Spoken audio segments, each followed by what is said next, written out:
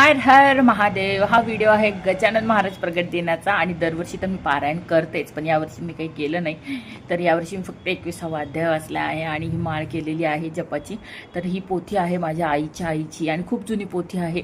यामध्ये महाराजांच्या पूर्वी जुनं जे मंदिर होतं त्याचे बरेच फोटो आहेत, महाराजांच्या समाधीचे फोटो आहेत, महाराजांच्या मंदिरात राम मंदिर आहे छोटं त्याचे आहेत।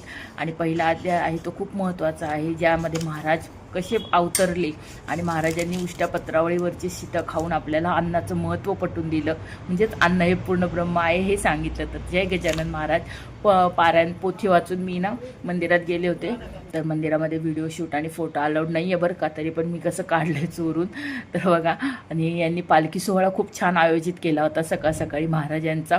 याच्यामध्ये वारकरी संप्रदायाची लोक पण होते, टाळ मृदुंग लेझिम सर्व खेळत, बायका सर्व समावेश झाला होता त्यांचा।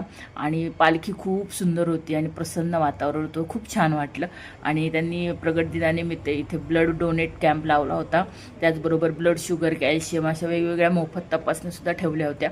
तर इथं माझे मिस्टर ब्लड डोनेट करत आहेत, मी तर काही केलेलं नाही आहे ब्लड डोनेट, पण गर्दी भयानक होती इथे ब्लड डोनेट करण्यासाठी। तर ब्लड डोनेट केलेलं कधीही चांगलं असतं, जर आपण दुसऱ्यांच्या उपयोगाला पडलो तर आपल्या उपयोगाला नक्कीच कोणी ना कोणीतरी धावून येतच, हा विश्वास आहे। आणि महाराजांवर विश्वास ठेवला ना तर सगळंच चांगलं होतं। तर हे ब्लड डोनेट करण्यासाठी आम्हाला बराच वेळ गेला इथे, पण काही हरकत नाही। तर ब्लड डोनेट झाल्या आम्हाला घरी जाऊन महाराजांसाठी नैवेद्य करायचा होता, जो महाराजांचा पिठलं भाकरी आणि ठेचा ते करायचं होतं। तर हा मंदिराच्या बाहेरचा परिसर आहे, तर किती सुंदर आहे। तर चला, तुम्हाला पण गजानन महाराज प्रगट दिनाच्या शुभेच्छा। बाय।